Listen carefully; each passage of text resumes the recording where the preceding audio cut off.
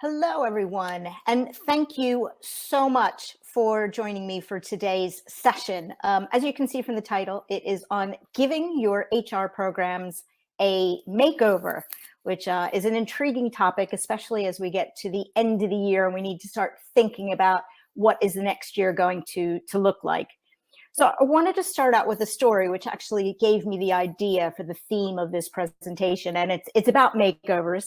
I don't know if anyone has ever just stumbled into a shop and decided to get one of these makeups, these makeovers. The person comes up to you and says, "Oh, I'll give you a free makeover." Well, I was in London the other day and I decided that I was going to take them up on this makeover. And I thought they're just going to try to just sell me all these new products and everything. But it turned out being really, really good. It was fantastic because this makeup artist was lovely. And she taught me all these things that I had never even thought about, how over the years, no surprise, our faces change, the products change, the tools change. And it was really a great opportunity for me to take a step back and think about, how do I wear makeup differently? What are the tools and everything like that? And I thought, what a great idea and what a great theme for this talk, this concept of makeover. So that's exactly what we're going to be doing together. I'm going to pick just a couple of different areas of HR. We don't have time to do all of them, but I'm going to pick a couple of different areas and we're going to do a makeover together. And the idea is to hopefully give you the concepts and the inspiration so that you can go back and you can do that with your team at your organization. But before I do that, I wanted to really just maybe take a step back and think about, where are we now? So I was here last year. Don't know if anybody joined my session last year. And last year I talked about the 10 ways that the world has and is changing. And I'm not going to go through all of these. You'll get a copy of the presentation. But if you look at these 10 ways, these are things that still exist. The world still is changing. Some of them have cemented a bit more and they're more a part of our ways of working. But it still is a very different world, which is great when you think about this concept of makeover, because in a different world, you do need to make them over. So instead of focusing on 10, I thought that's probably a lot to think about. Why don't we drill down a little bit and let's just look at 3 ways that the world is changing as we go into this concept of a makeover. So the first one is that we need to understand and support the total needs of our people. Now, last year was an amazing year where people really brought their whole selves to work. We've been talking about this for years, haven't we? About we really need to support and understand the whole person. And everyone has really been bringing that person and really being open and honest with us about who they are, not just at work, but also at home. And when you think about the concept of makeover, we need to take all of this fantastic knowledge that we have about our people, and we need to think about how can we address their total needs. And we'll be talking about that later, this concept. The next one is to, sorry, my screen just froze there. The next one is to integrate the hybrid ways of working. And that's, all of us at the beginning, we embraced hybrid working. And actually, most of you are probably still building it into how you go about work, how you run your organizations, how you teach your students. Everything and anything involves this hybrid work, which is great. But we've been so busy, we haven't really had a chance to think about, well, how does that impact our HR programs? How do we need to adapt our HR programs to meet the needs of this hybrid working world? It's funny, I didn't say this at the beginning, but I'm actually doing this call from the US. I flew on, what day did I fly? I flew on Tuesday to the US to spend Thanksgiving with my family. And there was a child in front of me and I loved his t-shirt. His t-shirt said, Zoom class of 2020, because I know that in the education sector, you have to think about how you're running your business, how you're running your educations to your students in such a different way. And when it comes to our people, again, we need to think about it from that hybrid perspective. The next one, the third one, is that we need to understand and deal with, I hate this term, but I can't think of anything else to say, this concept of the Great Resignation. whether we like it or not, people, because of what they've been going through, a lot of people have taken a step back and thought about, what does it mean to me? And am I going to stay? And am I going to go? And I thought I'd share some statistics with you, not because you don't know what's going on around you, but just in case you need these numbers, if you ever need to build a business case for doing something based off of this concept. And I don't know if you guys have seen this report, but it's a new report that came out just recently from McKinsey. And in their survey, it said that 40% of employees said that they are somewhat likely to quit in the next 3 to 6 months. And I drilled down in the data, and in the education sector, it was about a third of people. So it's still a pretty big percentage that people are thinking about. Whether or not they'll do it or not is another story, but a lot of people are starting to think about whether they're going to leave. And what's really interesting is that 64%, so more than half of these people, said that they would leave without a new job. And that's because I'm sure we all have friends and family who've said this to you, saying, you know what, I've had enough. I've decided either this isn't the right company for me, or I've decided I want to do something different. So again, whether we like it or not, it's here. And let me share one more piece of statistics to you. The top reasons, and we're going to be addressing this as we go through this makeover, is that the top reasons why people are leaving from this survey is 54% of people said that they're leaving or they will leave because they don't feel valued by their company. A lot of people are realizing the importance of the support of their organizations. The next 52% is that they don't feel valued by their managers. Every manager needs to see this statistic and make sure that they're not one of those 52%. And then 51% said that they are leaving because they don't have this sense of belonging. So we'll talk about how can you create those belongings. So again, that's where we are right now. Those are the challenges. Never a dull moment in HR, right? We always have a challenge, but that's okay, because we're going to talk today for the rest of this session on what can we do to overcome these challenges. So I said that we're going to do a makeover, and that's exactly what we're going to do. We're going to do a makeover, and I thought, to make it a bit easier to understand, I thought I'd move away from the ideas of makeup more into painting. We're doing a makeover of our rooms. And for each of the different sections that I'm going to talk about, I'm going to talk about the what. So what are some of the new tools? Remember when I talked about makeup before? What are the new paints that we need to use? And then the how. So what are those new paintbrushes and tools? And as I said, I'm going to talk about 6 different areas. What I'd love you to do as I go through these areas, get a piece of paper down, and jot down, how does this resonate with you? Is there something that maybe we need to do? I would love for each and every one of you, when I'm finished my talk, to have at least one thing that you can go back and action, some type of call to action. I'm a big believer in that you have very valuable time. You don't just listen to me to be inspired, but you also listen to me to go back and do something. And I'll share some stories to bring some of these concepts to life as well. So the first area I wanted to talk about is values and behaviors. And I wrote a book. My most recent book that I wrote was actually on values and behaviors. And it came out right before the pandemic.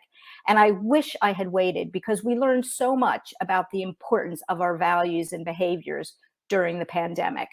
So there's 2 things that I want to encourage you to do when it comes to your values and behaviors.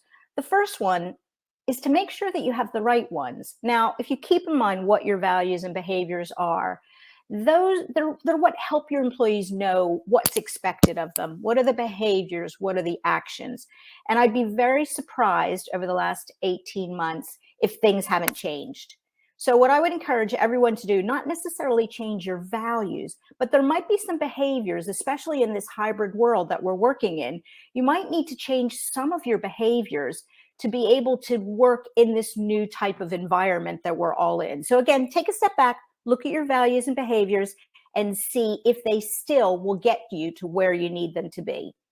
And then the next thing to do is to make sure that you weave them into everything you do. That's exactly what my book was about. My book was about bringing your values out to play. And especially in this hybrid world, we need to make sure that they're everywhere in how we run our people experience. So think about throughout your entire employee experience, how you're weaving your values. But also, I've been spending a lot of time over the last year working with leaders and managers and thinking about, how are you leading through your values? How are you role modeling your values so that when you're not sitting next to your employees, They know what their values are, and they're using them just as much as you are. And I wanted to just give you a personal example of how I've used my values over the pandemic. And I'm sure that you guys have been doing similar things. So these are my two lovely values: open the door to possibilities and create magic. And what's been really interesting is that before the pandemic, they meant one thing. They meant about opening the door and creating magic through my writing, through my talking. But during the pandemic, I realized I couldn't do that as much as I thought I could, because I couldn't travel. I had to do it in different ways. So I use these values to come up with something that I've never done. I'm an HR person. We don't design things. We design HR programs, but I designed a toolkit. I designed a DIY values toolkit so that anybody without me around could go and discover and create their values. So it's just an example. And I wrote an entire ebook. If anybody wants to see it, it's on my website, Debco HR, and you can get it for free, about how companies really embrace their values and really use them to help them change how they do things. So again, think about your values. Do you have the right ones? And what are you doing to make sure that every single employee in your organization knows what they are? I forgot to mention that the main reason I wrote my book is that there's statistics saying that only about a quarter of employees around the world know what their values are and using them. So make sure that that's not happening in your organization. Okay, next area is communications. And communications, I'm sure you've spent so much of your time working on communications over the last 18 months. Who knew that we were such experts in communications in HR? But it's really been a tool that we've used to help connect our people and give them information in this hybrid world that we're in. So a couple things to think about when it comes to communications as you're doing a makeover, and what do you need to do differently. The first thing, and I'm sure we've learned this, again, not just over the 18 months, but just over the last 3 to 5 years, I know I've learned a lot more about communications, is the importance of using multiple ways to communicate with our people. I saw someone wrote in the chat box about different generations, and communications is definitely an area where we need to think about different generations, also different styles. Different people communicate in different ways. If you look at my presentation, I've got a very unique style in how I develop my presentations, because that's the way I like to communicate to audiences. Someone else probably communicates in a different way. We all take in information in different ways. So we need to think about how are we going to communicate in different ways, different styles, and not just rely on one. You know, you might do a written communications, you might do a video, you might do a all hands meeting. Think about all the different ways that you can do that, because it's really important to make sure that if you're sharing this important information, that people are actually taking it in. And as I talked about at the beginning, that they're having some type of call to action. The second part, and I mentioned this already, is communicating in an inclusive, empathetic, and transparent manner. And I know that we've done a brilliant job of doing that. I always talk about, when I think about communications, the idea of putting myself in the other person's shoes and thinking about what they're going through as I'm communicating to them, and being sensitive. And again, I think we've done a really good job of being sensitive of all the different challenges that our employees have been having. And we've really been empathetic, and we've really done a great job. And I would love for this to continue. I would love for us to always think about, what is my employee going through? How can I communicate in a way that's really going to show them that I care about them? The other thing is about transparency. I am passionate. I probably talked about it last year, about the idea of transparency in communications. You trust your employees, give them all of the information that they need to be able to do their job. It's really, really important to do that. So think about those 3 words as you're communicating: inclusive, empathetic, and transparent. Really, really important. Have them on Post-its every time you do a communication, and tick the box and say, yes, I've been inclusive. Yes, I've been empathetic. And yes, I've been transparent. Those should be your mantras that you're doing as you communicate. I wanted to share with you something. I don't know if you've ever heard of the forgetting curve. I know you're in education, so you guys might know this. But at the beginning, when I spoke about communications, I talked about the importance of communicating over and over again. And part of the reasons that it's important to do that is to make sure that it sinks in. I know when I first started out, I always used to think that if I send an email out to my employees, they're going to get it the first time. If I roll out a new benefit program, magically, they're all just going to sign up for it in 5 minutes. Well, that's not going to happen. They're going to see it, they're going to forget it, they're going to move on, which is why we need to just keep communicating over and over again. So this forgetting curve, there was a study that was done that looked at how quickly we forget. And it's absolutely fascinating. It said that an hour after you hear something, so an hour after we finish this session, you're going to forget 50% of what I've said, 50% in an hour. By the end of the day, you will have forgotten 75% of what I've said. And by the end of the week, 100%. So every time you communicate, remind yourself of those numbers and think, okay, it's the end of the week. Maybe I need to say something again. And hopefully, if you keep sending these messages over and over again, then people will be able to actually have it sink in and remember.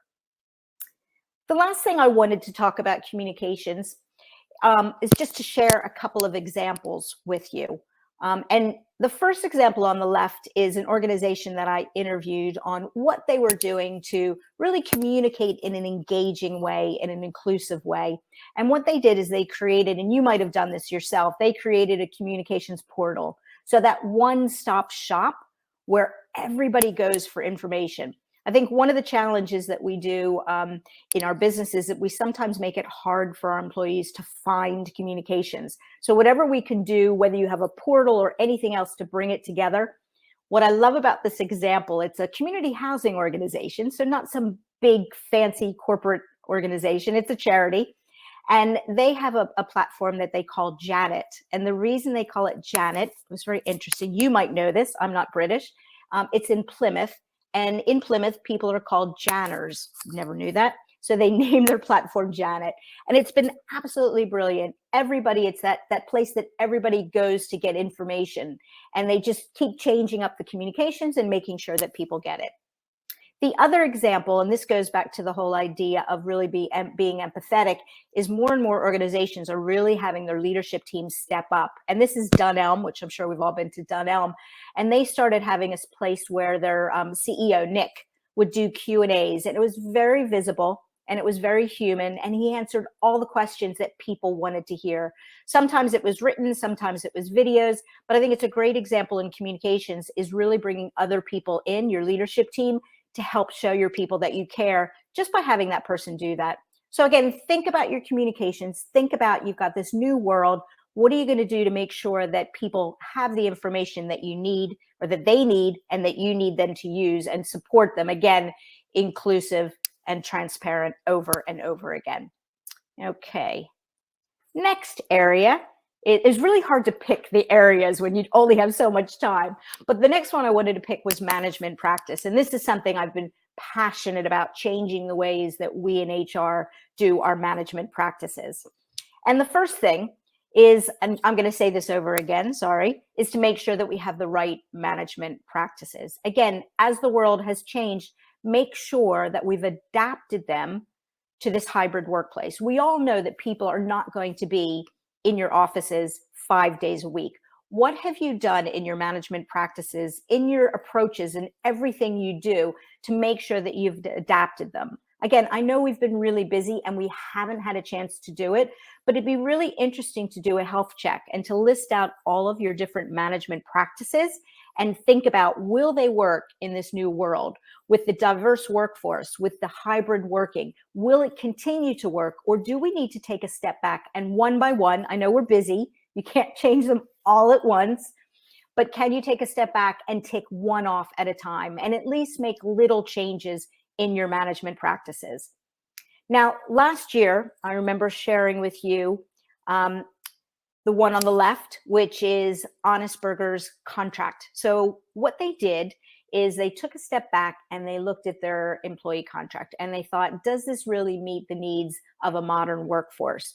Or is it like many of us, The contract is about 20 pages long. I've had them before. I've sent them to my employees before. My son just started an apprenticeship. He got one of those. He asked me to help him review his contract. Even me being in HR for 30 years, I didn't know what it meant. So this one on the left is Honest Burgers. It's 1 page. They worked with a lawyer and it's completely legal and they changed it to 1 page. But I thought I would build on it this year because what they did is they sent me this picture on the right, and I love this.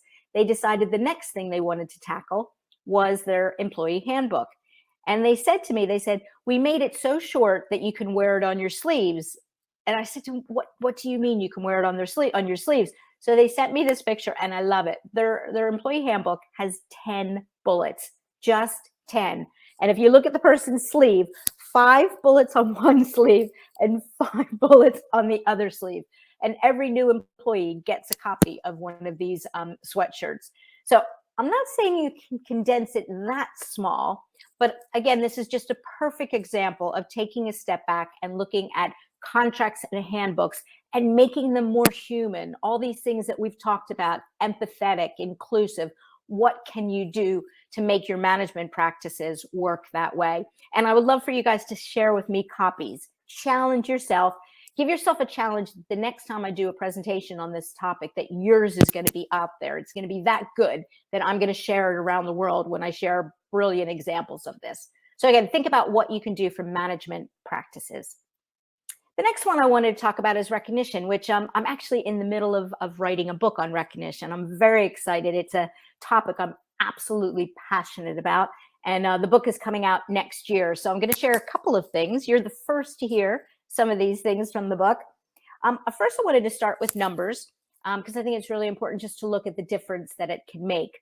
And this one particular survey talked about going back to people leaving. This survey said that 54% of people said that they left because they didn't feel valued. Remember that statistic I shared at the beginning? And if you think about being valued, one of the most important and one of the most impactful ways to make someone feel valued is through recognition. Every time you recognize someone, you're saying to them, I see you, I value you. The next one, 37% of people said that recognition mattered to them more than anything else, 37%. And the survey looked at things like pay. It said it even mattered more than pay, even learning and development, which normally is up there. And that's because I think more and more people want to be seen. They want to feel valued. And then the next one says that 87% of people, this is why I wrote my book, 87% of people felt that their recognition program, so even if they had a recognition program at their company, was stale, outdated, or used as disguised compensation. So I'm on a mission to make sure that no employee feels like that. So if you're going to have a recognition program, make sure that it's something that is genuinely going to make someone feel valued. So just a couple quick tips on this one. Maybe next year I can come back and talk more about recognition. The first thing, going back to inclusive and meaningful, is make sure that your recognition program is inclusive and meaningful. What can you do so that every single person in your entire organization feels valued, not just the best of the best? You want everyone to be able to feel valued. And think about how it needs to be adapted in a hybrid workplace. Some people would just call people out in your annual meeting or in something else. Think about how do you bring these types of things in. I'm going to give you 2 examples. I see Ian just wrote something, and Ian Hodson, thank you, Ian, let me interview him for my book. So he's going to be in my book, and he was kind enough to let me share a little bit of his story today, because I wanted to show you that recognition works in any industry. It does not matter what industry you're in. And the model that I use in my book, and I'm just going to share it with you at a very high level right now, is something called the recognition pyramid. And I'd love for you to think about your recognition program and how it fits into this. So I think of recognition in 3 levels. The first one is everyday recognition. What are you doing? Going back to that idea of every single person feeling recognized. What are you doing to make sure that when someone helps another person, they are being thanked? It doesn't have to involve money. As a matter of fact, most of the recognition that happens at this level is non-financial, can be formal, can be informal. The next one is above and beyond. So when that person does that little bit more, what are you doing to make sure that you see them and you recognize them for the effort and the difference that they've made? And then the last one is the best of the best. What are you doing for those superstars who really, really excel? And one of my missions on the best of the best is to make sure that you even make that inclusive. So instead of maybe having only one employee of the month, if there were 10 people who were amazing that month, you've got 10 employees of the month. So think about those 3 levels and think about what you're doing to recognize your people and build your own recognition pyramid. So a couple examples. I said I would give you examples. These are 2 examples of best of the best. And I wanted to share them with you because they do it in their own fun way. And that's what I love about recognition. That's why I wanted to write the book, is I think you can really get creative. The company on the left is a company in Australia. It's a tech company. And when they celebrate someone being at the organization for 10 years, they create a bobblehead. You can see the picture on the left. So how cool is it? You hit 10 years, they take your face and they put you on a bobblehead. And one goes on their bobblehead wall, and then the other one gets sent to you. They've adapted it in the hybrid world, and they send it to you at your home now. So it doesn't cost a lot of money. It's really silly, but that's just who they are at Atlassian. It really fits their organization. The one on the right-hand side, I just interviewed an airline company. I know this wouldn't work for you guys, but an airline company in India. And when they have their employees of the quarter, they take the person's picture. If you look really closely, you can see it on the plane. They take the employee's picture, and they don't just put it on the airplane, but they invite the employee and their family to the unveiling, and then they take them on a plane ride somewhere. So I don't know, maybe on your schools, in a classroom or something like that, you can temporarily name a classroom after someone. But think about a way to do it in your own way. But I am now going to pull up my notes here for Ian, and I'm going to share a little bit about what they do at University of Lincoln, who have been winning tons of prizes. I can't even keep track, Ian, of all the awards that you guys have been winning. But they have 3 parts of their recognition programs. Remember, I talked about the 3 levels. So their everyday recognition are peer-to-peer e-cards, which is my absolute favorite example of everyday recognition, especially in a digital world. It's on their platform, and you can recognize anyone against living your values. You can also do it for fun things like birthdays and anniversaries. It's a great way to bring the human side in, and anyone can send it. Everyone can get involved. It's very social. It's very fun. It's happening day in and day out.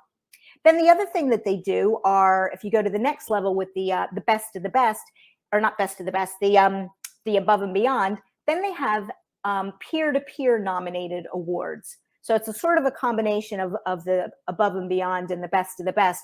And I love that everybody can nominate everyone. So it's not just managers. And I think that's really important because we're all seeing recognition in different ways. And they've got lots of different types of awards, which I like also. So they've got individual awards for demonstrating values. They've got team awards for working together. What a lovely thing to do. They've got development awards for people who are completing accreditations. They've got teaching excellence awards, and they've got research awards. So they really have done things in their own way. And they've got a panel who select them, and then they get different types of awards. And then they also do things to celebrate years of service, which they start at 6 months, which I love. They don't make someone wait 5-10 years. And they receive an e-card to celebrate it. And then they also do other things to celebrate years of service. So I think they've really done that in their own way to recognize people and make them genuinely feel valued. So again, I'd love to challenge you guys to think about your recognition program. Think about how does it touch and work in that recognition pyramid to make sure everyone feels valued. And thank you, Ian, for sharing that with us. So next area is benefits. I'm trying to go quickly to get through the last 2 sections. The next one is benefits, which is really, really important. I think benefits has really evolved over the years, and it's moved from very traditional to, we went a bit crazy for a little while, but now we're really moving into areas that are making it more meaningful. And it's really important because this one survey, again, said that 45% of people said that they're leaving because they need to take care of their family. What are we doing, not just through hybrid working, but what are we doing to support our people through our benefit programs so that they're not leaving you because of that? They talk a lot about women are being negatively impacted by what's going on. And this is an area where we can really make sure that we're creating a level playing field. So the first thing, again, make sure you have the right ones. I know I sound like a broken record. And then make sure that they're easy to access and use. going back to communications, too often we hide our benefits. My husband just started a new company, and it took him 6 months to figure out how to sign up for his pension program. That should not happen. People should know where their benefits are day in and day out. What I thought I would do is I would share with you some examples of what I'm seeing as more current benefits, benefits that are really taking a step back and looking at what do their people need and what can we do to support them in different ways. The first one, and I'm sure you've read a lot about this, are menopause benefits. More and more companies are looking at different times, either menopause or fertility. What are companies doing to support people in these times to show that they care? Wix is a perfect example, but there's tons of other companies out there that are doing it. Every time I go on the employee benefits website, I hear about another company who's adding it, which I think is brilliant. A company I literally just interviewed last week is Uni Pizza Ovens. Have you guys heard of Uni Pizza Ovens? And they just put in a new benefit. I think the benefit provider is called Paw Print. And they just put in a new benefit, which is all about supporting the planet. And it's all about what can we do to change our carbon footprint. And what I love about this is, as a business, they want to be one of these 1% companies that are really changing the world. And they're bringing it into their benefit programs, which is fantastic. And they're all doing this through this new app that they have, where they can all learn about what small steps can we take to make the planet better? What can we do to reduce our carbon footprint? And they do challenges together. And it was even really interesting just interviewing them, learning about simple little things that you could do. Like, the only reason I have this light on is because I'm presenting you. But when I get off the phone with you, I'm going to turn this light off because I don't really need it. So thinking about all those small changes that you can make. Another perfect example is another company that's looking at ethical benefits. So this is Pure Energy. And again, they're passionate about the planet. They're passionate about changing things, and they brought it into their benefits. Their pension scheme, they've looked at all of the different funds and making sure that they align with who they are as a business. And they're really, again, taking that step back and thinking about what can we do by doing that. And then the next example I wanted to share, I interviewed this company just about a month ago. They're looking at another challenge, and people are not backing away from what's important in life. And they're saying, do you know what, going back to looking at the whole person, we're going to look at the whole person and see what we need to do to support people. And they put in place this domestic violence benefit, which is all about supporting people in the unfortunate situation if they're in this. And they're doing things like putting in support and advice. They're giving people time off. So they're not just giving them information, but they're saying, do you know what? You need some time to take care of yourself. And they're even giving them financial support for legal action. So again, they heard a need from their employees and they reacted to it. And then the last area I wanted to talk about very briefly is just community.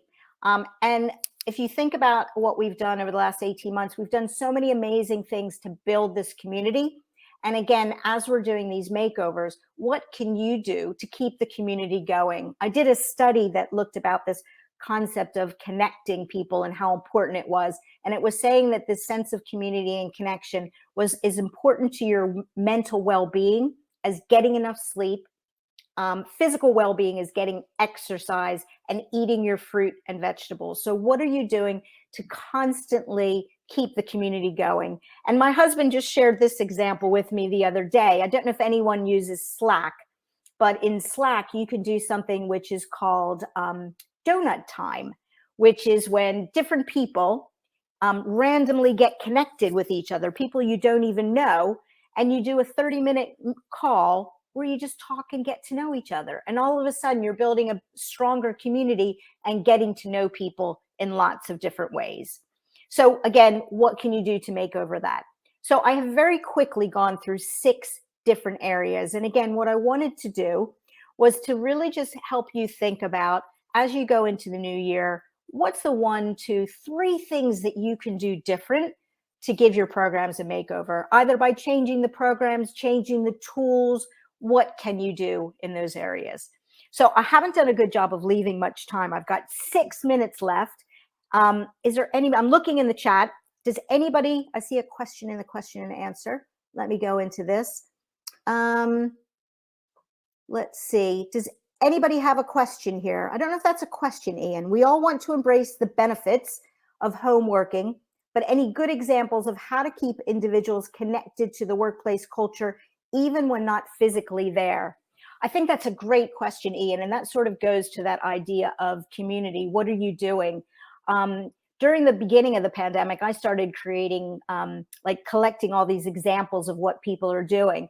And I think the thing is just to keep trying different things, doing different virtual activities, turning the cameras off sometimes, but everything and anything to keep that culture going. And I guess my question would be is, what do you want to keep going? What is your culture? What are the things that make you unique? And then thinking about how can you do that virtually? So don't just take an idea that somebody else has, but I'm a big fan of always starting with the why and the what. So why do you want to keep the culture going? And what is your culture? What makes it unique? And also, how is your culture going to change over the last 18 months? How has it changed? And how do we need to evolve it going forward? Because I'm very sure that it would have changed. So any other questions? Not sure if I answered that, Ian. Any others in the last 5 minutes? No? Okay. What I would say as far as next steps, again, I shared, oops, I see another question. I shared lots of things. Again, really challenge what is going to make the difference. I love this next question. If you have skeptics, do you crack on ignoring that they are the pace is slowest? Okay, I think I know what that question is. I've been in HR for 30 years. You're always going to have skeptics. One of the main reasons that I share numbers with you throughout the presentation is that a lot of times I've found with skeptics is that they need proof. They need to be able to see that what you're doing is going to make a difference. My biggest suggestion or tip when it comes to skeptics is to find out why they're a skeptic. So often skeptics, they don't understand it. So numbers is going to help. Or they might be a skeptic because they've been burned in the past. I don't know. Think of recognition. It might be a skeptic because they worked at a company where recognition was done really poorly and it got them really angry. They saw no difference. So understand what's behind their skepticism and think about what can you do to turn them around. Another thing I do with skeptics very often is that I bring them onto the project with me. And that way they can become a bit closer to it. And then little by little, you can turn them into an advocate. Next question. Best tips for creating a valuing your people strategy for 2022. Ian, that is a really big question. Really big question. I think, again, go back and think about, look at each and every aspect of your employee experience and think about how do you build value into it. So think about your recruitment process. What are you doing to value people before they even join the organization? I'll tell you a silly story. I actually interviewed with a very big, very successful company once, and they treated me during the interview process so poorly, they did not value me, that I said no to the job when they offered it to me. My husband never forgave me because their share price went really, really high. But to me, that's an example of not looking at the entire employee experience and building value in. So what are you doing when you recruit them? What are you doing when you onboard them? What are you doing when you communicate to them? And map out the entire employee experience and build that value in. I talk about it with your values and behaviors, building that in, but also just even bigger, the concept of value. So thank you for bringing up that question. I think it's a really important thing, and it's a great exercise to do. Bring your team together, spend a half a day together and do a mapping exercise and call it your value mapping exercise. And then share with me the great things that you've done there. Fantastic. I've got 2 more minutes if anybody has any more questions. On this slide here, I have my website. Somebody had asked about where you can get that free ebook. So if you go on that website, debcohrltd.com, you can see that free ebook. There's lots of other resources to help you as well. So I think I'm going to end there because there's not enough time with more questions, but you've got my email address. You've got my LinkedIn. Just connect with me. I'd be more than happy to answer any questions for you. And I wish you all the luck in doing your HR makeover. And here's to a great new year, and have a lovely holiday, everybody. Thank you very much.